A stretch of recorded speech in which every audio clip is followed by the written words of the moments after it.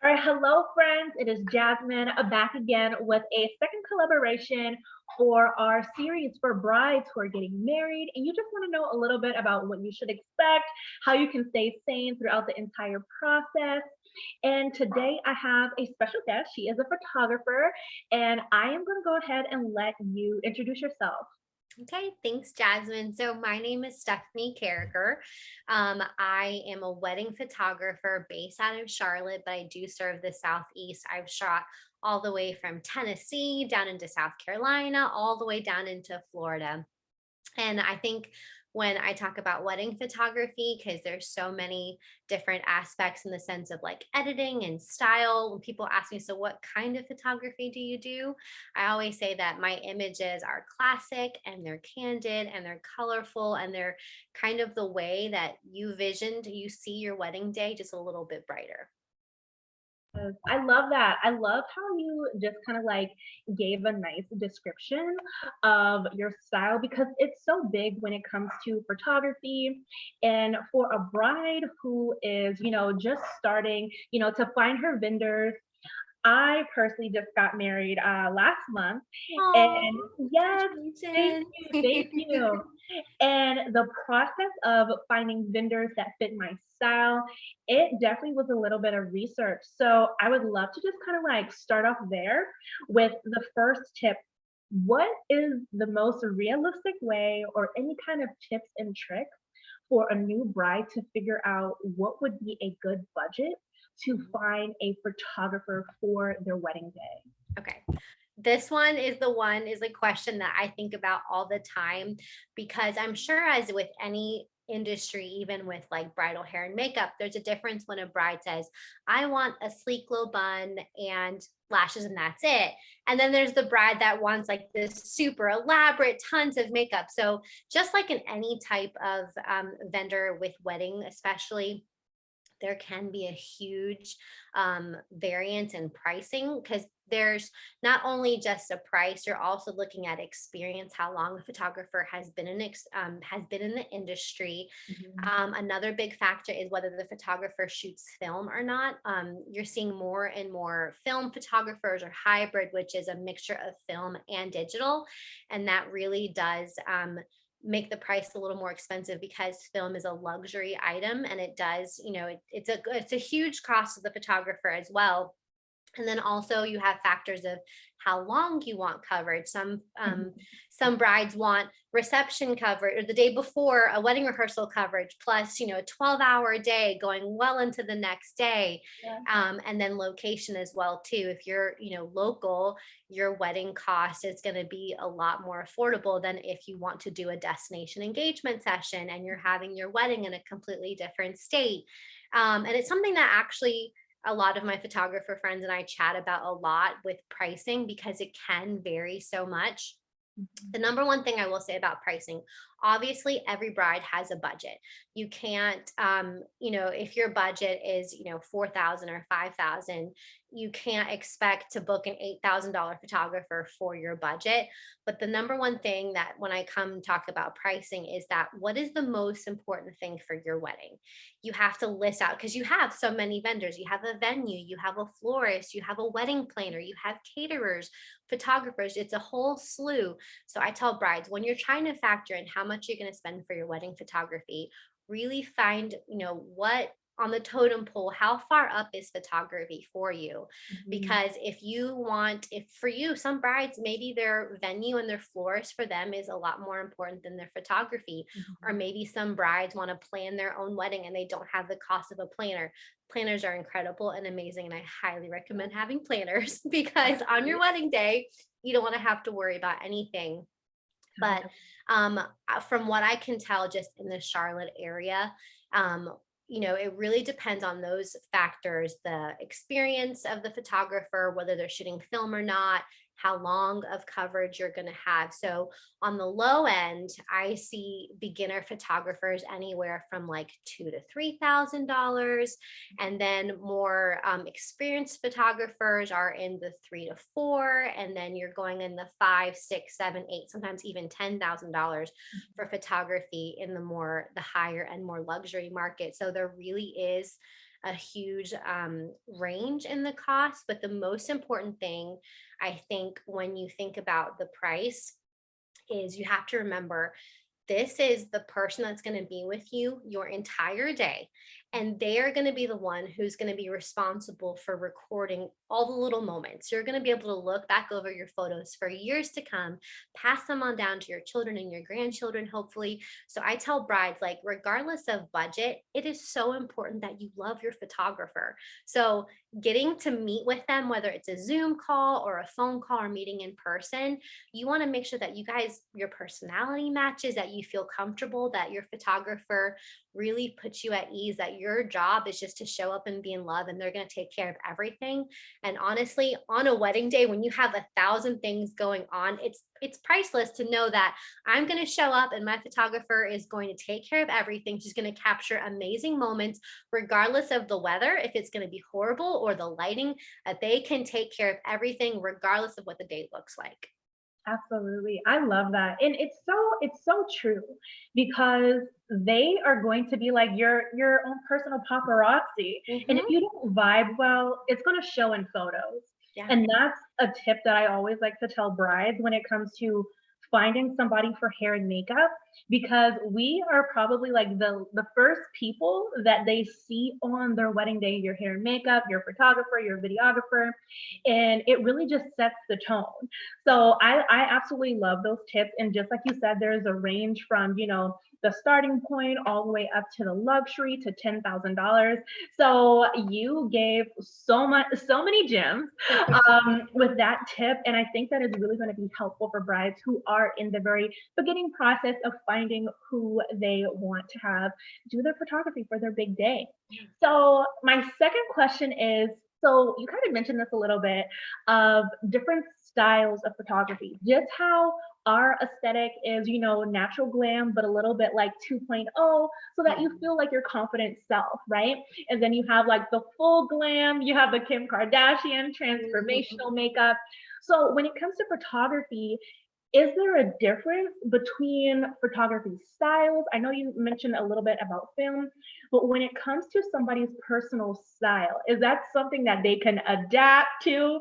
Or is it something that they should solely seek out someone who does like light and airy or moody? Like, what are the differences? Yeah. So, one of the most important things that when I see brides, sometimes, as a bride, you're just reaching out to everyone because you're just looking for a photographer, right?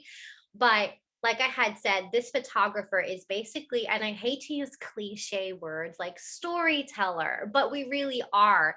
And it's really important that, price, obviously, you have to be within the price point of your photographer, but you also really have to love their work. So when I have brides reach out to me and they say specific things like, I love how you captured those little moments when it looks like the bride didn't even know that you were there, or I love the joy that I feel. I've had brides tell me, they're flipping through their gallery and they are literally in tears, basically feeling the same emotions. And that's how I specifically approach weddings, which is why I like to show brides sample gallery so they can see, this is how I would approach a first look. I'm not going to be super up close, inches away from your face, because for me, that's a very private, personal moment. So this is how I would capture it. And there is, I'm sure, just like with your makeup, there's different types of makeup. There's softer glam, full Kim Mhm. K. There's, when you're thinking about photography, there's two things you want to think about. One is how a photographer edits. And that is, most photographers have a style and that's what they stick to. So if you find a photographer that edits dark and moody, 99.99% chance they're not going to say, yeah, sure, I'll edit differently, because editing is not just slapping a filter on. There's a lot of little tweaks of colors and saturation and highlights. And also, when you're shooting a wedding, you're choosing specific lighting specific for that editing. So a dark and moody photographer might place a bride and a groom in a different location than someone who edits brighter images. So Mhm. you're looking at the editing. Do you love the photographer's editing? And then also, do you love how they're capturing? Because there is there's always the in between, but there tends to be, people look at very posed, everyone's looking at the camera and smiling. And then there's the unstructured type of capturing images where you can tell that the photographer was there, obviously, because the photo was taken, but it almost looks like nobody was even in the room because it was just the couple by themselves. And I tell my couples, I have questionnaires I send them. I'm like, what do you love the most? Because we're going to get a mixture of both. I think it's very important to have the photos where bride and groom are holding the bouquet and they're looking at the camera and smiling, because that's the one grandma wants. Grandma wants a photo where you can see everyone's faces and they're smiling, and that's the one she's going to put on her nightstand. But I really love the candid moments where I'm kind of in the background, just letting you be on your wedding day, or I'm prompting you and giving you little prompts that only you guys could, act the way that you two would act. If I say, I want you to pretend that you've been on a business trip for a couple weeks and you just got home, how would you guys greet each other?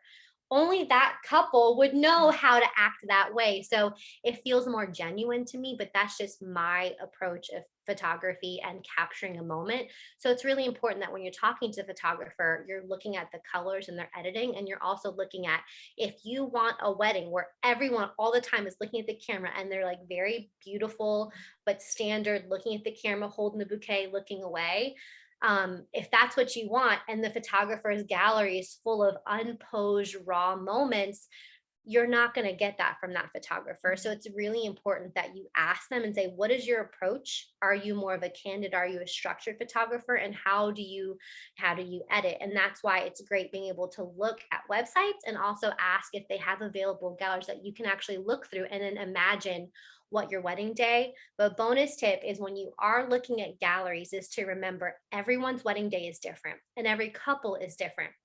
Some couples that I work with could be models. Like, I tell them to act like they're in love and they're doing the giggle and the hair flick and the legs going up. Like, I don't even tell them to do that. That's just their personality, and that's great.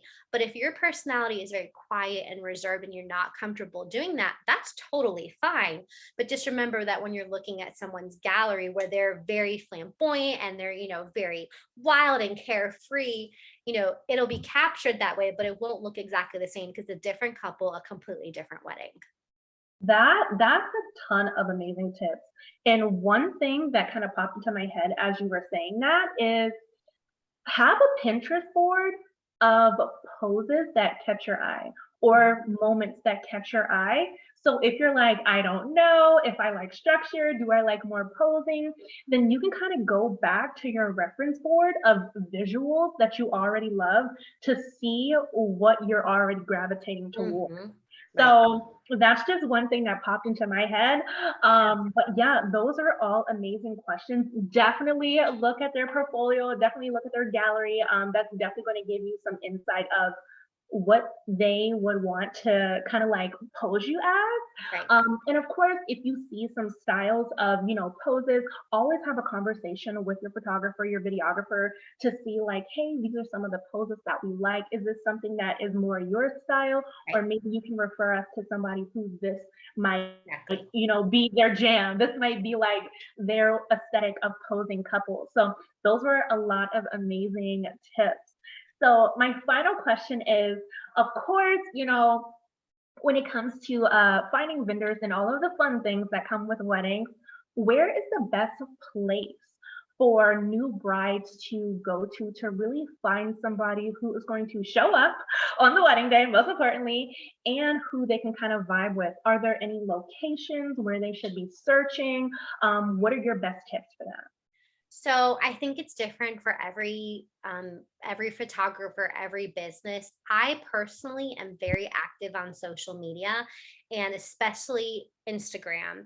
And I think the reason and this is just me, the reason I love Instagram so much is because I'm able to share my work on my feed, but then you really get to know me on stories. I'll be talking about my latte order or my favorite energy drink. And I have most of my brides do find me either through referrals or through Instagram. And I've had brides message me and say, I watched your stories for the past 2 weeks. You're my photographer, hands down. Like, we will totally, like, there's just like, you're my best friend. Like, if you weren't my photographer, you'd be my bridesmaid. Like, that's how much I love you. So different for different people. But I think social media really, as much as it can be a pain and it can be a lot. It's really nice because you do get to see the other side that you sometimes it's easy to forget that a photographer is also a person. And Mhm. even though I'm a professional and my work looks very professional, I still geek out about Netflix and I still have like my comfort food. So having that connection where you're like, oh my gosh, I love that show too. Oh my gosh, that's my favorite restaurant. That gives you that sense of connection. So that way, when you do meet your photographer, you just feel like this walls come down because you realize, Mhm. okay, this is a person too. Like, yes, they're a business and they're a wedding professional, but they're also a person and we have that connection. So for me, a lot of my brides find me through social media because of reels, because I share real life, because of Mhm. stories. And then it's really, really, really important though, social media, to remember it is a highlight reel. So do Mhm. your work, go Google them and see if they have reviews, if people are reviewing and leaving reviews, not just on their website, because anybody can put anything on their website. Yeah. Make sure that the reviews on Google match that, the reviews on Facebook match that. If you have, I mean, I honestly have encouraged brides, like, if you have, my brides are active on social media, send them a DM like, how was it working with Sthefanie? Because I want them to feel 1,000% comfortable knowing that when they book with me, the moment that they've booked, they've not only booked a photographer, they've booked that extra bridesmaid they didn't know they needed. I am your hype girl. If crazy Aunt Susan is going to be at your wedding, you let me know. I will keep her away from you. So that's been really great to be able to show my personality and still remain professional while having my social media. But then I always encourage my couples, like, please tell me how you actually felt by leaving a review, because it's so helpful for brides to go back and read about their experience and their photography, like their albums that they got. So I love reviews, and I encourage everyone, go read reviews on the website's great, but look at Google, look at Facebook, look at what brides are saying Yeah. on their posts on Instagram too. Absolutely. The reviews are everything, Yeah. because anybody can make anything look cute. And it might look really good, and they're like, Yeah. "Wait a minute, what's going on here?" Yeah. So, absolutely, those were some amazing tips. Thank you so much again Sure. for just giving some insights to new brides who are on a fun journey of, finding the special people who are going to be a part of their special day. And before you go, I would love for you to just let everybody know. And of course, I'll put all of the details down below. But how can someone who is interested in working with you, how can they find you? Where's the best place to find you? Tell us all of the places. Yes. So I'm glad that you're going to leave information below, because my name is Sthefanie, but it is spelled so weird. Conversation for a different day, or you can hit me up in my DMs and I'll explain. But my name is Sthefanie Carriker. So my Instagram handle is at Sthefanie Carriker, Sthefanie Carriker. And then my website is stefaniecarriker.com. And honestly, if your questions about photography, whether it's wedding or engagements or even family sessions, I do that every once in a while. The best way is there's a contact from my website and you can fill that out and we can get chat that way, or just honestly send me a direct message on Instagram. I'm on there all the time. Yes. Well, thank you so much again, Sthefanie, for being a guest for our series. And if you want to go ahead and check out Sthefanie, definitely make sure that you check the details below so you can connect with her, so you can follow her, you can see what her favorite orders are whenever she goes to different places, and just hang out and just like have a nice little vibe over there. So thank you so much, friends, for tuning in today, and we will be back again next week. Bye.